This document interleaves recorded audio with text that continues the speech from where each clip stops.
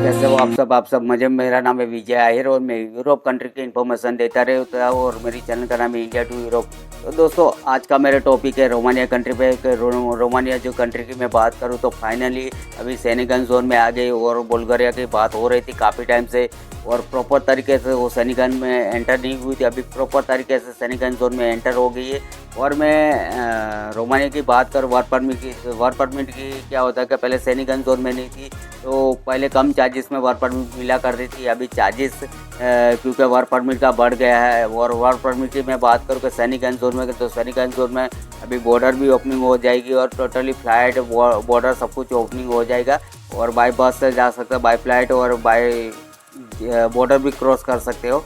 तो कहने का मतलब कि अभी जो बात कर रहे हैं रोमानिया की अगर मैं बात करूँ तो ऐसा जो नॉर्मली अभी तक जो वीज़ा का जो वर्क परमिट का जो चार्जेस लग रहा था तो अभी क्या होने जाएगा कि अभी सैनिकगंज जोन में आ गए तो वर्क परमिट का प्राइस बढ़ जाएगा। और कहने का मतलब कि बहुत सारी वर्क परमिट जो शॉर्ट टाइम में मिल रही थी वर्क परमिट यानी कहने का मतलब कि जो मैं बात करूँ कि अगर रोमानिया का प्रोसेसिंग टाइम लगता था जो 4 महीना 5 महीना लगता है वो अभी समझ लो 6 महीना के 6 महीना ऊपर और 7 महीना भी लग सकता है। और कहने का मतलब कि अभी प्रोसेसिंग टाइम बढ़ जाएगा क्योंकि अभी सैनिकगंज जोन में प्रॉपर तरीके से आ गई क्योंकि सैनिकगंज जोन में प्रॉपर तरीके से नहीं आ पा रही थी क्योंकि क्या हो रहा था कि कुछ बहुत सारी कंट्री थी जो बुल्गारिया और रोमानिया को बोलते कि अनलीगल माइग्रेट उधर से ज़्यादा होता है तो उसके हिसाब से उसके रीज़न से नहीं आ पा रही थी।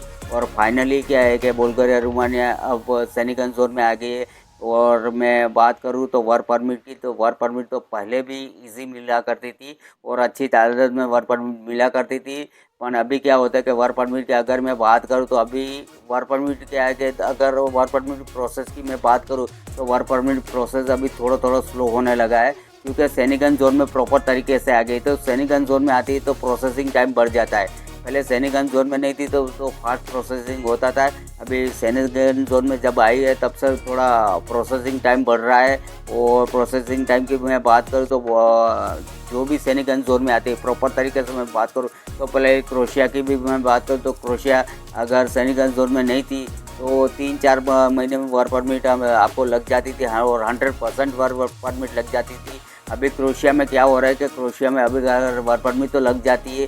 प्रोसेसिंग टाइम की मैं बात करूँ तो 6 से 7 महीना 8 महीना कोई बंदे का 10 महीने के बाद में भी रिजेक्शन जाता है क्योंकि अभी क्या है क्रोशिया में ज़्यादा रिजेक्शन आना स्टार्ट हो गए। और सैनिकगंज की जोन की मैं बात करूँ तो सैनिकगंज जोन में आने के बाद में प्रोसेसिंग टाइम बढ़ जाता है। तो बुल्गारिया और रोमानिया की मैं बात करूँ तो बुल्गारिया और रोमानिया की बात करूँ तो उसमें भी प्रोसेसिंग टाइम बढ़ गया है। और कहने का मतलब है प्रोसेसिंग टाइम की मैं बात करूँ तो मिनिमम 6 महीना हो गया। अगर कोई कोई केस में क्या होता है 6 महीने के ऊपर भी चला जाता है। तो सबसे बेस्ट है कि 2024 में बुल्गारिया और रोमानिया फाइनली सैनिकगंज जोन में एंटर हो गए।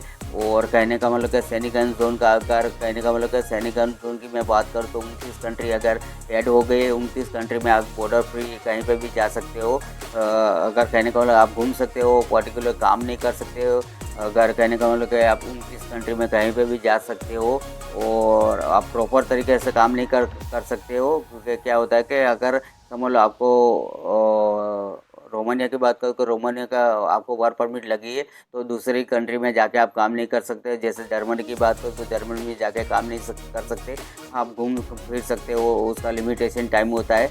अगर आपको कहने का मतलब कि अगर समझ लो आपको रोमानिया में वर्क परमिट मिली और आप जर्मनी में काम करना चाहते हो तो पहले रोमानिया की कंट्री जो कंपनी होती है उससे तुम्हें वर्क पर जो कंपनी से 3 महीना 4 महीना काम करके फिर बाद में उसको बोलना पड़ता है कि भाई मुझे ये कंपनी में ये यहाँ पे जाना है तो वो कंपनी वाले आपको कागज़ देते फिर बाद में जर्मनी वाले आपको कागज़ देते फिर बाद में जर्मन की वर्क परमिट होती है। तो ऐसा प्रोसेस होता है। तो कहने का मतलब कि आप कोई भी समझ लो आप सैनिकगंज जोन में जाते हो आपको भी पता होता है कि आप काम नहीं कर सकते घूम फिर सकते हो। तो बेस्ट ऑप्शन ये होगा। अगर कहने का मतलब कि बुल्गारिया रोमानिया में क्या हो रहा था कि वो काफ़ी टाइम से बहुत 2-3 साल से बात चल रहा था कि सैनिकगंज जोन में एंटर होने के लिए पर एंटर हो नहीं पाता कुछ हिसाब से हर साल रुक जाता था। तो इस साल फाइनली बुल्गारिया और रोमानिया सैनिकगंज जोन के अंदर एंटर हो गए। और मैं बात करूँ कि सैनिकगंज जोन की तो सैनिकगंज जोन की कंट्री की बात करूँ तो 29 कंट्री है अभी। तो 2 साल पहले क्रोएशिया हुआ था, ये 2 कंट्री भी होने जा रही है सैनिक जोन में। तो सैनिक जोन की बात कर रोमानिया के